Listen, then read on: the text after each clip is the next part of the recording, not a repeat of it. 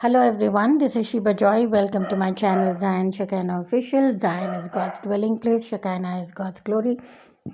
Today we're going to look into, actually today is November 14th, and for me it has like a big significance, two things which are like, have a big significance. One is Children's Day, is celebrated today, November 14th, because it marks the, birthday of our first Prime Minister, Mr. Pandit Jawaharlal Nehru.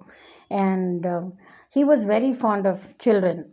And what he did was every time when he did something big in the country, he had a vision for children's education, and also he promoted children's rights, and also he was very much interested in the health of the child and the education and overall development of a child. He was very much involved in children's lives, and that's why he was also fondly called Chacha Nehru. Chacha meaning, it's a Hindi word, meaning Uncle Nehru. So that is one. And connecting to that, today, November 14th, was the day when my mom, when my mother gave half of her house. She has written half of her house on my name, and that too, after a big struggle. So it's a big thing, today two big things have happened, and it was not an easy task or easy thing for her, though it was in her control, though she wanted to give fully, and I'll go more into detail about that. But also I want to connect all these things to also Paul's missionary life, and also Paul's journey in how he literally went from place to place in preaching the gospel and things like that. So if you see in Acts chapter 1, um,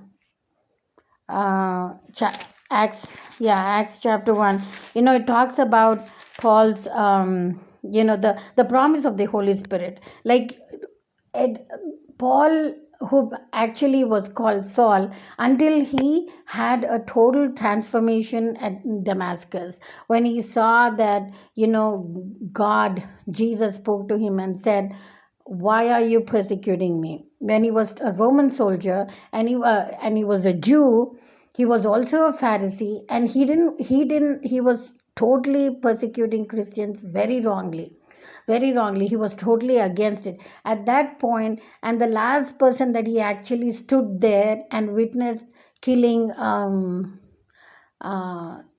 Timothy, was this Paul, then called Saul. So, sorry, it's not Timothy, it is Stephen.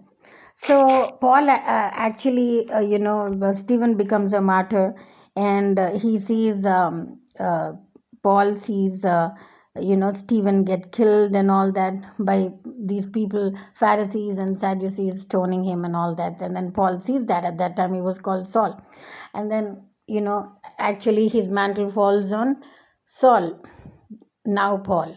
And then he turns into Paul, and he has this total transformation in Damascus when the Lord like calls him and says, "Why are you persecuting me?" and all that. So if you see all the chapters in Acts, Paul literally underwent every place that he underwent. I mean, if you have a detailed study, and I'm going to really rush fast because I want to finish this message by 14th, and it's already like 10:40 in the, sorry, 11:40 in the night. So I won't be able to post on 14th itself. So Paul, at every journey, at every place, he was really persecuted a lot by people of his own people. Like, the Jews didn't like him, the Pharisees didn't like him, the Sadducees didn't like him, even Gentiles also didn't like him. So there was a lot of opposition from all sides, from all, you could say, like from all corners of the world, from all corners of the earth. He was totally persecuted because of his belief, and a staunch belief that Jesus is a triune God, and that Jesus raised the people from the dead, and Jesus himself raised, um, and there was resurrection, there was ascension, and also his coming. He talks about all these things. So when these things are witnessed by these traditional people, it was not easy for people to digest these at all. Though they knew the laws, though they knew that prophets were talking about this, about Jesus' life and all that, they did not accept it from Paul's mouth. So there was a lot of persecution. Like he had to be in prison every time. He had to be in prison for months and days and things like that for no reason. And the very sad part is, though he's a Jew, and he says that I'm a Roman also. He's a Jew, and also he says that, I belong to Jerusalem, I'm a citizen of that. Though he says all these things and it is a true, and he appeals to Caesar at one time, they don't, they say that he's not, he's innocent, but at the same time they don't help him. So what good it is for them to, say that, or even think that he's innocent and not help him, right? So like that, Caesar doesn't help. Then at the same time, Festus comes. He's another, uh, like a hierarchy. He's another, I think he was another person, he was also in authority. He doesn't. Then King Agrippa comes. He also says that, this man Saul, Paul, has no, he's a good man. I mean, he's not doing anything against the Jewish laws or the Roman laws and things like that. He's a good man, but he doesn't want to help him because he thinks that, by helping them, Festus also thinks the same thing, Caesar also thinks the same thing, and there's also several kinds of governors and counselors and kings and all that stuff at that time. They know that Paul is very, very innocent of all the accusations that these people have made, but yet they don't be for Paul. So anyway, this was the accusations, but ultimately what happens is Paul wins the prize. He wins that, God alone, that he sees many revelations, he sees many things, and ultimately he enters into heaven when they kill him. But his life itself has made such a big impact, because there are a lot of books that are written by Paul, like Acts, Romans, and also I think Corinthians and all that. I'm trying to like not find out all these things, but tell really fast because I want to post this again, as I said. So anyway, this was that. But also, why I'm talking about Paul is because I found my mother also in some similar situations when she wanted to give this house to me, and I'm so grateful, so grateful, because see, the thing is, she wanted to give this house, and this Sarah and Janus, I'm not going back on, brooding or feeling bad or anything like that, but this is a testimony. There's nothing, but it's a testimony of what the Lord has done. They try to stop my mother by harassing, torturing, so many times putting her in the hospital, at least almost wanting to kill her, because they didn't want her to give this house or put this house on my name and things like that. And they kidnapped her several times. They made a housebound in their house and all that. But ultimately, it's like, Paul getting rescued all the time. My mother also was rescued all the time by angels, and I'm really telling you that this is the truth, because very on the day of 14 November, this very day, early in the morning, she came. She was actually, what do you call, in the house of this woman and her partner, and they didn't want her to come out, but she escaped from there and she came. And it's such a beautiful testimony, because I didn't even have money to go and register for the house. Like, you do the title deed, for that you have to pay a lot of money, but I didn't have. I had half of it, but I didn't have the entire money. But and also, who they should be like, people, witnesses signing that. So I didn't know who it was, because see, in our relatives also, they were confusing the people who are wanting to help me. At the same time, they were also attacking people who are wanting to help me, these two. So they're very wicked and very criminal minded people. But every message of mine they hear. Every Facebook, every Instagram, they see and they find out what I'm posting and all these things. So every YouTube message of mine, they hear. It's not that they don't know what I'm talking about, they know it very well, and they are that kind. So, but God in all his might made all these things so happen beautifully and miraculously, that mom came. We went, though money was not there, it was supplied, like half of it was there. Some unknown person had given me the money, and then suddenly some witnesses came and signed. And suddenly, when we went into the registration also, they found that when my mother, because this woman Sarah already took half of the house before me, 10 months before. And what they were thinking is, they will take first half of the house, and then they will torture and do something to mom, and not allow her to give other half of the house to me. And so they have put a homebound in their house. But when this happened, it was only God, I could say, like how Paul escaped many situations and out of prisons and all that. Like that, mom also escaped, and she came out, and she gave this, half of the house, which is a small house. But even then, for a thief, for a robber, for a criminal, it is a big thing for these two people. And I'm all out saying all these things because recently I met one woman, and she told me what kind of lies they have spread about me and all that. So regardless of all these things, God, I just want to glorify God. Why? Because it is so important to do that. And when they did that to mom, she escaped from there very miraculously. And I didn't even, and I actually saw this as if it was a vision. That very the 2 days before, I saw mom coming in blue sari and taking me to the registration office, and I didn't believe that. But just 2 days later, which is on November 14th, she came and she did this registration. And when we went to the registration office also, that the mom was they recognized mom, because 10 months before only, this woman Sarah got registered on her name by harassing and torturing mom. And they were like, they were shocked. They saw that and said, oh, we remember you, because you came, madam. And they made her sit under the tree. They didn't even give her tea from morning to evening.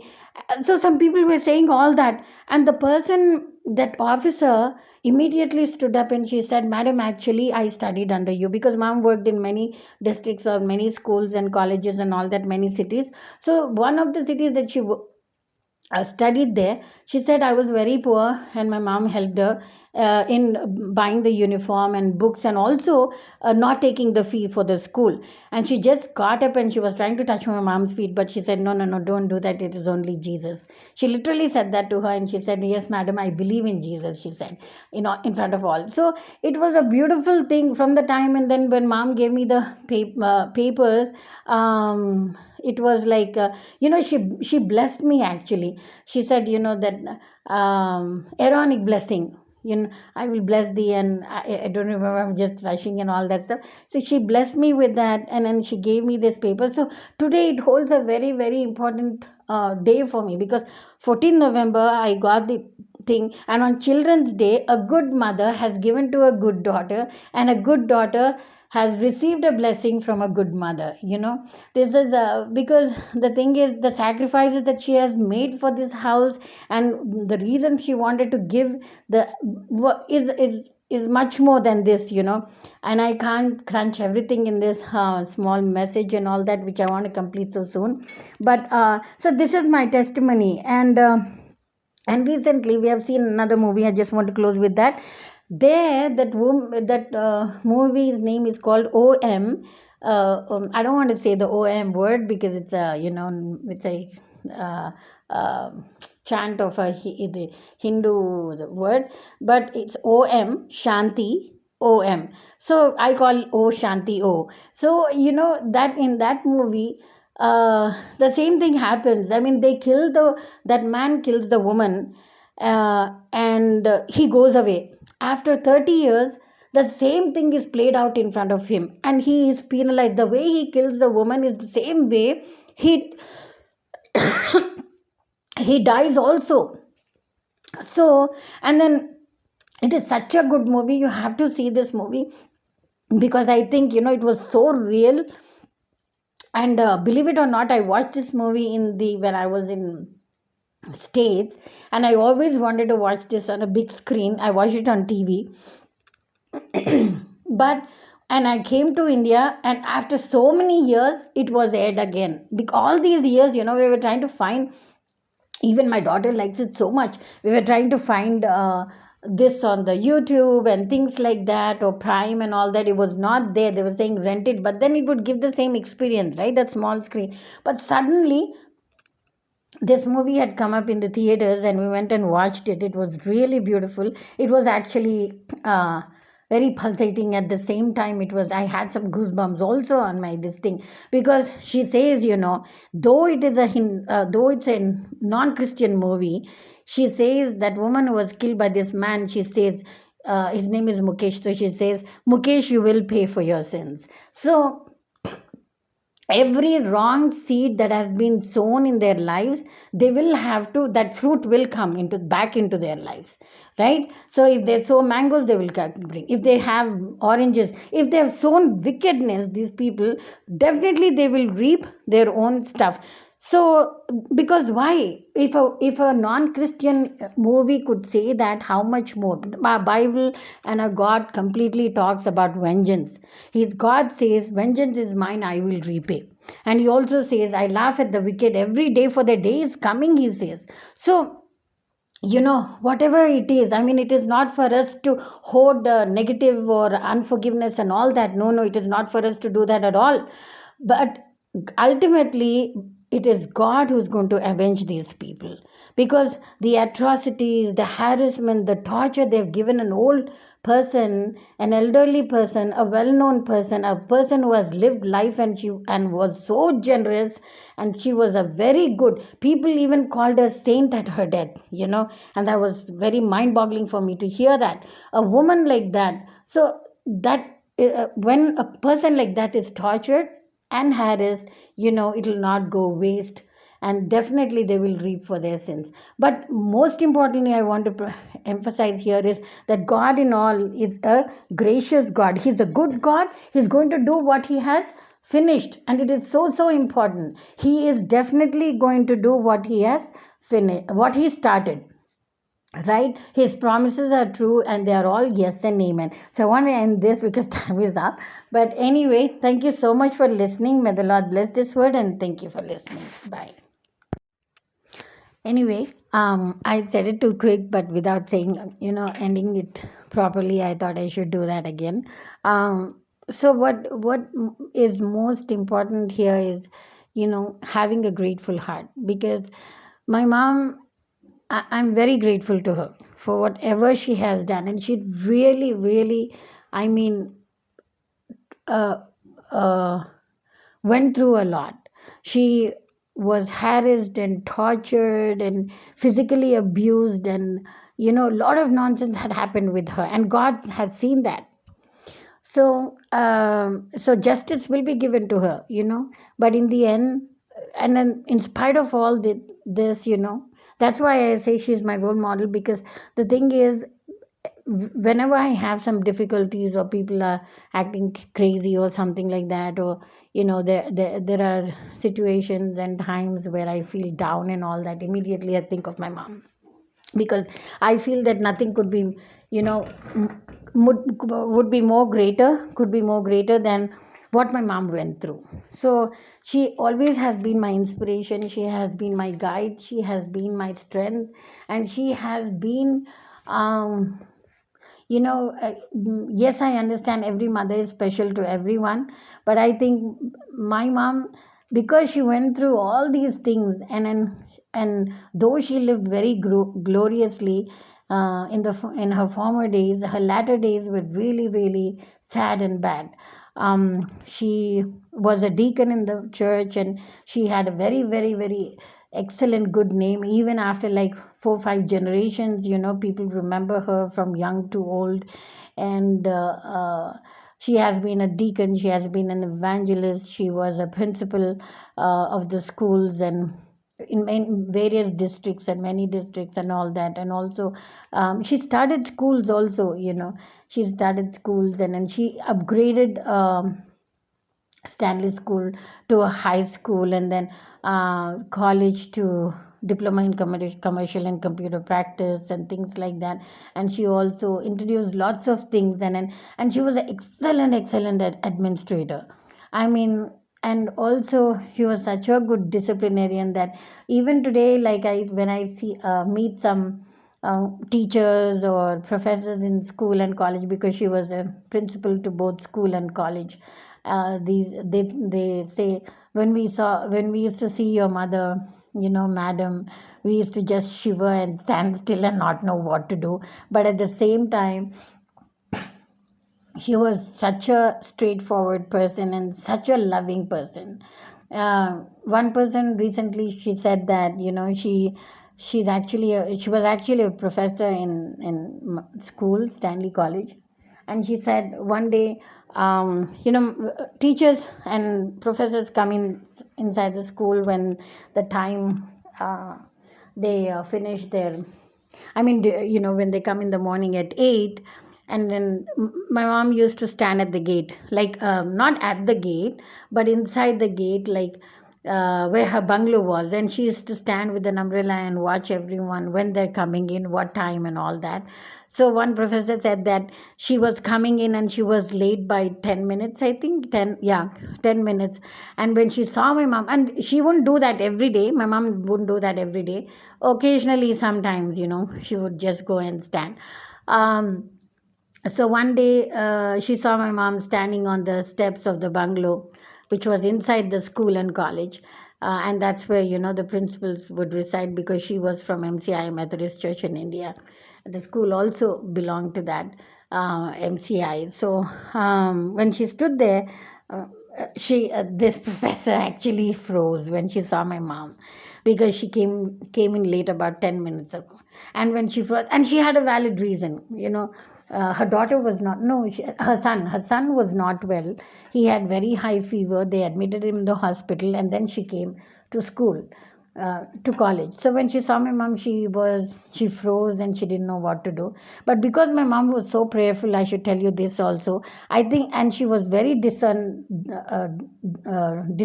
She was very, even if that's a word, but she had a lot of discernment. So when she saw this professor coming in late, and I think she, by the help of the Holy Spirit, she must have felt inside that, the professor had trouble, and that's why she came in late to college. So my mom saw her, and she saw my mom, and she froze. And then my mom gently said, and she said, I believe, as soon as she saw my mom, ma'am, I'm sorry, I'm late. And then immediately my mom said, I believe, um, it's okay. Don't go to class yet. Sit in the staff room, have tea, and then go. So she was very shocked, I believe. She said, I almost thought that, madam would get angry because I was late and all that, because we had to be so punctual to school and college and things like that. But when I saw, and this professor, and she also taught me, so she said, so I remember madam always like that. And I was so shocked. She was so, I mean, her presence used to be like a lion, but at the same time, when I was in a problem, in a situation, and got late to college, madam came and said, it's okay, go just to staff room, where all the, uh, they sit, and all the lecturers and teachers in different staff rooms. So she said, go and sit there and have some tea, and then go to class after 10 minutes. So and I think that kind of thing, would only come from inside, when you feel that other person is having problem, when you have that discernment, if you have that discernment. So my mom had that. So she was that kind of person, and people talk very great about her. And when they see that, and some people uh, also feel very inferior when they see us, because they're from a different background, and when they see that, I'm the daughter, and my daughter is the granddaughter of Hemlata Samuel, they sometimes they feel inferior. But most of the time, other people feel very, you know happy, and very, very, all their beautiful memories about my mom just come, to the mind, and all that. They say that she was a very strict disciplinarian, she was a very strict administrator.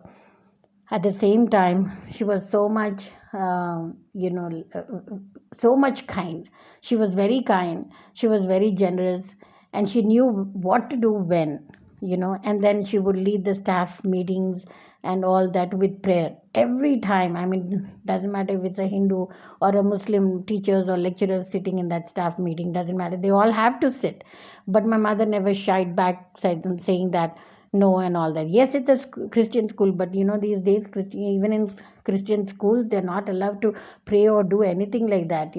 It's coming under conversion or something like that. But even then, my mom, though she had some restrictions, not as much as today, but though she had some restrictions, she would start off with prayer, Bible reading, and not just them. She would also make all the maids, ayahs, and all those people who helped in the school as maids. They also would come and sit for the first part, at least for prayer.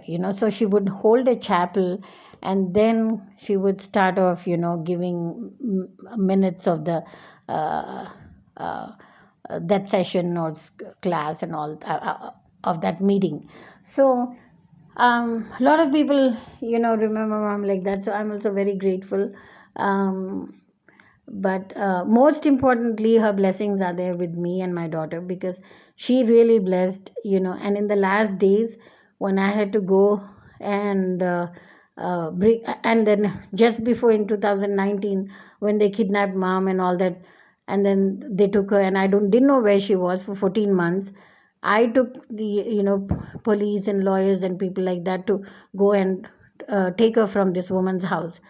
Then when we brought her, she was totally sick, and doctors gave me only 1 month because she was not given food and all that. But ultimately, God, restored her life until 6 months. She was able to live with us happily and see that we are fine and we're doing well. And then she was able to be with me, be celebrate some things in the house and all that. And uh, everything went on very well. I mean, I didn't plan all those things. I didn't know how they would go and all that, but it was only God. The reason I'm saying that, because when we trust and have hope in our Lord, He's the one who's going to bring us through. And when people don't understand, when they say like, God is going to bring you through the troubles and all that, how is He going to bring through? Just like taking from one trouble and putting you out? No. When He puts you out also, He has done that with us, with me and my daughter. When He has put us out of the trouble, He also gave us the assurance and the comfort and the love and grace and mercy that we experienced when we had our mother with us. When we had my mother, I was like really very happy for the moments I had with her, for the talks I had with her, for the it was like live Q&A sessions. It was like a live knowledge of impartation and all that. It was like somehow the atmosphere was very different. And just before her death, all these things have happened. She's doctor said she would live only for 1 month, but she lived for 6 months. And those 6 months were like really heaven on earth. I mean, my fulfillment of coming back from States to take care of her really gave meaning at that time. Otherwise, I don't know how dangerous, how treacherous things would have been with me, if my mother was not there. But ultimately, she died very peacefully after 6 months. Uh, and calling out my name that very night and early morning, she passed away. And that night also, she was like so happy and blessing us all the time. I didn't understand. That night was very weird because she kept blessing me and my daughter all the time, like saying, God bless you and God will do this and you're a great lady, and my daughter is going to a great lady. And I was like, we both were saying, you are a great lady, because I am not even half of what my mother was. And in every way, in career wise, in spiritually, mentally, and financially, emotionally, physically, everything. So I was like, how, but anyway, mothers are very special, and this day holds very special because of all the years that she has done so much for all of us and relatives and people, and in church and in school and all that. uh, these 14th holds a very important day for me, not because I got a piece of land from her, but because the way she gave it to me, that was really really important. Because the way she gave it to me was, it was totally supernatural. It was totally supernatural, and any person, any prophetic person who's hearing my message would immediately know what I'm talking about. So that was very, very, how should I, very ordained by God. That moment was very ordained by God. And and then the finish line of her, you know passing away and into eternity, into heaven. And I saw that when she entered into heaven, and God gave me the gift to see, people that I ask, or sometimes I don't ask, but still He shows me where they've entered into heaven or hell. I've seen my mother enter into heaven, and it was beautiful. And it was like a total closure to everything. Every store, every, how should I say, every scenario and situation came to a beautiful closure when I saw my mom enter into heaven. And that is more important, right? And she fought a good fight, and she finished the race well, and now she's in His presence and enjoying and loving the Lord. And and recently also, when I saw, I think one of my messages was about 3 or 4 months back, when I said that I saw one auntie also passed away. It was very prophetic, and she was a prayer woman. So I saw her also enter into heaven. And I saw my mom, reaching out to her and asking her in heaven again, asking her, this I saw this vision, asking her, why did He come so early? You should have been on the earth praying for my daughter and granddaughter. And then she said, don't worry, now they are in God's hands. They are in God's hands. So I saw that conversation. I heard that, like, it was not like loud or something like that, but I heard what they were talking to each other. So this is such a beautiful closure moment.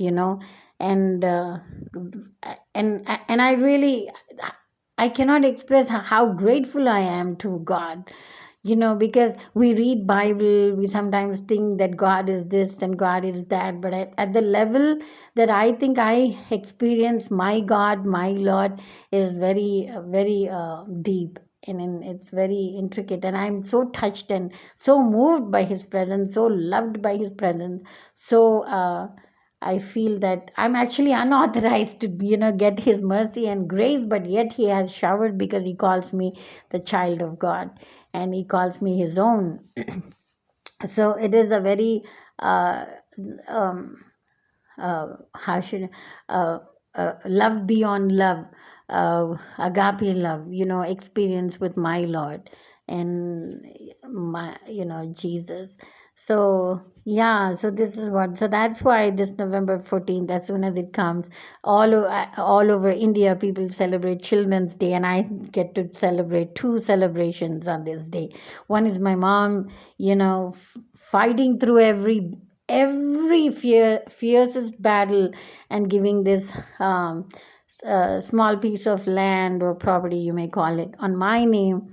And on the Children's Day, it's so significant, because Chacha Nehru loved children, up first Prime Minister of India, and my mom loved me so much. And it's a beautiful moment. But I think so. Sometimes when, and God has all orchestrated this so much, so beautifully, so well. I mean, if it were for me to plan, I don't even think I would plan anything like this. But because it is Jesus, because it is Jesus, He's the one who made all this happen. And He has given the privilege for my mom to be resting well, and not having to worry about another nonsense and all that stuff. So anyway, this beautiful thing that on 14th is like a double celebration for me. And I'm so thankful to God. I think almost, all the time He gives me double celebrations. Most of the time, some other experiences also have been like that. I'm going to tell later, but today is a very special day, and I thank the Lord so much, so much. He's my God, my Savior, my Redeemer, and my Jesus. And I thank my mom so much, and I love you, Mom. I know she's in heaven, and I love you and a lot. And I miss you a lot too. So anyway, thank you so much for listening, and thank you.